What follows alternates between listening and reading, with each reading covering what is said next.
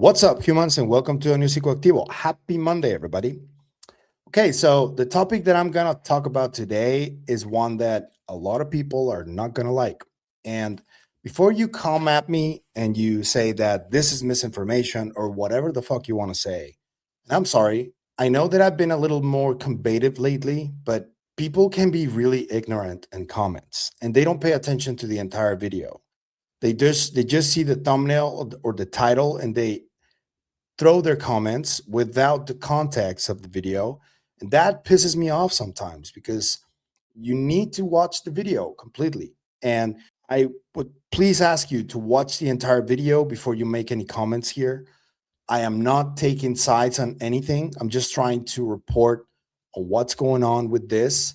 And the topic that I'm going to cover today is the Varginha case, which we finally have more information from Rony Vernet, who is talking against Carlos de Souza, even Dr. Italo Venturelli. Something that makes this case still very interesting is the fact that apparently there is a generalized feeling and agreement that the beings may be real, the creatures.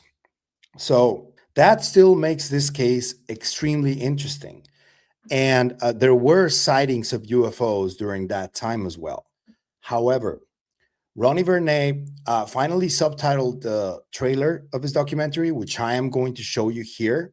And also, he has a lot to say against Carlos de Souza, and he has a lot to say about Dr. Italo. So I'm going to read to you what Ronnie says about both. And there are kind of controversial statements about both because he thinks that the crash retrieval didn't happen at all. And so far, I still need to see more evidence that it did, besides the testimony. We agree there. So let me read you this. Again, I'm not taking sides on anything. I still respect James Fox's work. I think The Phenomenon is one of the best documentaries ever made about UFOs. And I really like Moment of Contact because he really did a lot of work and it was really well made. But I think that these topics and these discrepancies do need to be addressed because Ronnie has testified in the Senate in Brazil. He's been doing fantastic field work on UFOs his entire career. So I don't know if he's compromised or not. I don't know if James Fox is compromised or not. I have no idea. I'm just reporting on this. So please, if you're going to attack, don't shoot the messenger because it really pisses me off that you guys don't see the video sometimes and just come at me like saying, why do you platform this? What do you do that? I'm just reporting. Please understand that. So here's what Ronnie says. And yeah, it's controversial, but we got to report on it. So he says, Carlos de Souza is a Trojan horse. He managed to deceive people acting in good faith to uncover the truth, such as James Fox and Marco Leal. But this insanity has to stop. There were creatures, but there was no crash. Carlos has now changed his story for the fourth time. So he's told his story four times to Claudeir Convo, which was the first story that he made in 1996. And then in 2020, he spoke to Marco Leal. And in 2022, he spoke to James Fox. And now this interview that Jesse Michels just released, he also said some things that are different. And he said different things in all four of his interviews. So that is definitely not a good look. That's one. So also, he spoke about Dr. Italo. And he said, I just finished to watch the great questions asked by Jesse and Schellenberger to Dr. Italo on this interview, but it's painful to watch how evasive he is to anything beyond his 4-minute close encounter. Maybe because he's part of a Masonic-like group of physicians called Pro Vida. Whoa, that's wild.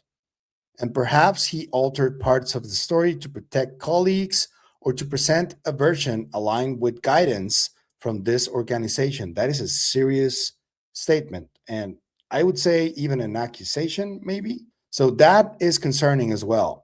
And we didn't have the trailer subtitled until today.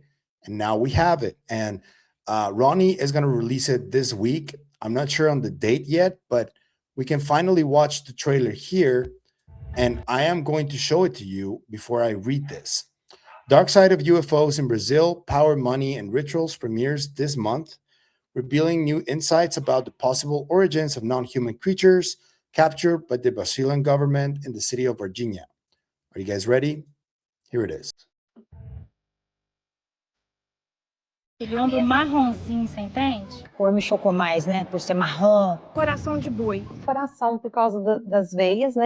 Regalado, vermelho. Aquele olhar assim, vermelho. Os olhos vermelhos. Existe alguma semelhança? Tá bom.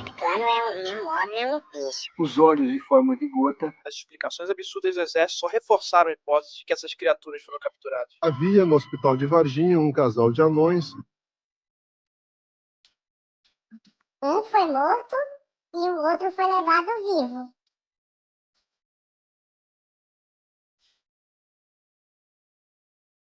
Tava que altura mais ou menos, pai? 1 metro mais ou menos. Que altura que tava mesmo, Eurico? 5 metros de altura. É a cinza. Cor da fica fumaça clara cobrindo ele. Não deu para avistar a cor. O fenômeno flutuando, formado de pura névoa densa, virou um charuto metálico caindo com fumaça atrás. Uma das pontas estava aparentemente explodida, soltando muita fumaça.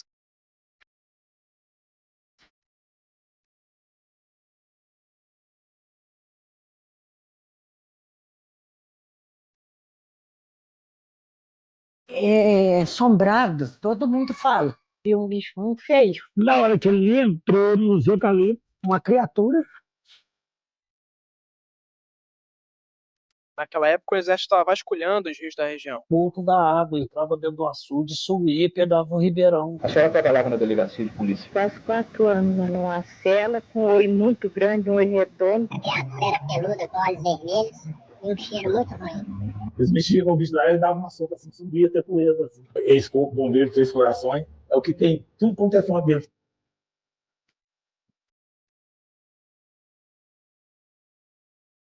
Possuía algum tipo de entidade escravizada. Aí quando eu fui lá, desci, fui lá no porão, eu vi ele com Um gnomo. Dentro de uma garrafinha. Tinha um demônio, uma garrafa. ele com a criatura. O bichinho tava dentro do vidro aí. O olho dele sempre brilhava. E tinha o tom avermelhado.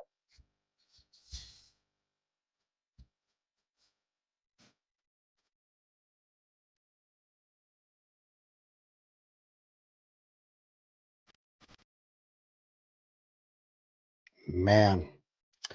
And this is really weird because I don't know if Ronnie delayed this because of the Epstein files. I don't think so, but if you read a lot of what's in those files, clearly those people, the wealthy ones, they were interested in like rituals and all that stuff. So, and this has happened for many generations. Like there are many different types of religions in South America that do deal with rituals and seances and all that stuff. So very, very interesting twist. And I do think that people need to watch this documentary from Ronnie, just in case that there is some kind of copyright thing with the trailer, because there was in the past because of the music.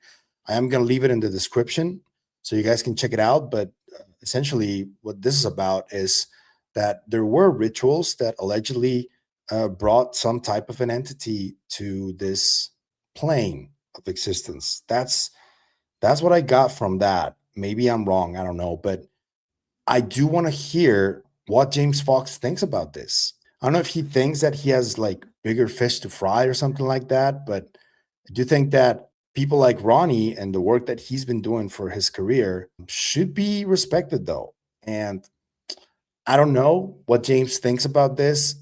If he keeps pursuing this idea of the crash retrieval, maybe he can present comments or testimony or evidence that there was a crash retrieval. So I would like to hear more from him and from the people involved. Mr. Leal is also somebody who maybe should comment on this, on what Ronnie is putting out.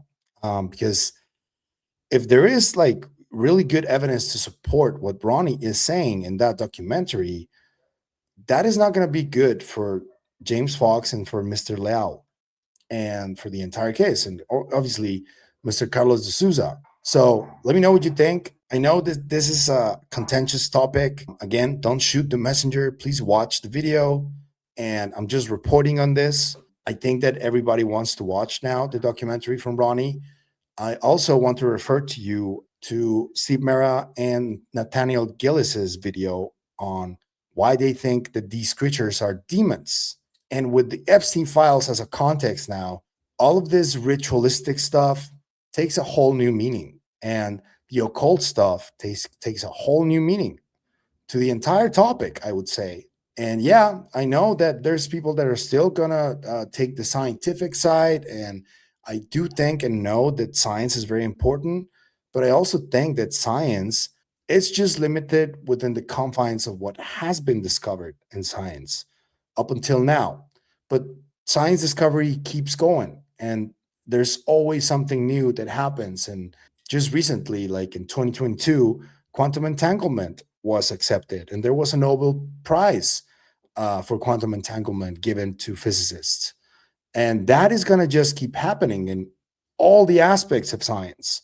So what people dismiss as like satanic ritualistic stuff or occult stuff or religious stuff, I don't know if it may just be in some of those cases science that we just don't understand yet, maybe. I don't know. But I think it's an interesting one. Let me know what you think about it in the comment section down below. It's contentious, I know, but we need to hear all sides of the story. And also, these creatures have been reported years after and years before Varginha happened, at least very similar to the creatures that people saw in that town. And you can't ignore that. That also needs to be considered and taken into account. And I know that there's a lot of people that prefer for this to be completely extraterrestrial and technological and all that, but there's just a lot of smoke, and we need to look into everything, I think, so we can get to what's going on. I don't know if you guys agree, but let me know in the comments. And please, if you want to throw a disrespectful comment, think about it twice. And the ones that I see that are disrespectful or I consider disrespectful, I am going to be deleting them. I don't care.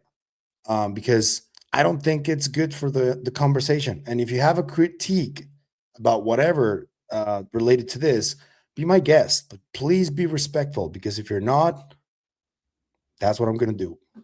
No apologies. If you like the content you see, I'm going to ask you to like, share, hype, comment, subscribe, and hit the bell icon.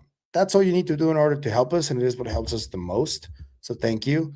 But if you want to support us in other ways, there's a few links down there you can choose from. You can also become a member on YouTube. You can also become a member on Patreon. We have merch on Patreon. After 3 months on Patreon, you get an item sent to your house. That's how Patreon does it, and that's what we're going to do. Or you can also give us a review on Spotify. We were just accepted to the Spotify Partner Program, but in order to get caught by the English-speaking algorithm, we need your help because we're in Mexico, and our IP address is in Mexico. I already tried a VPN. It doesn't work. So we need your help with participation, comments, subscribing, all that stuff. It doesn't cost you anything, so please. Or you can also watch us on KGRA on every other platform. Whatever you choose to do is always appreciated, so thank you. And that's it for me today on this video, but I'll see you guys in the next one. Remember, stay curious and inquisitive like Rony Vernet. Always. Can't wait for that documentary, Rony. Bye.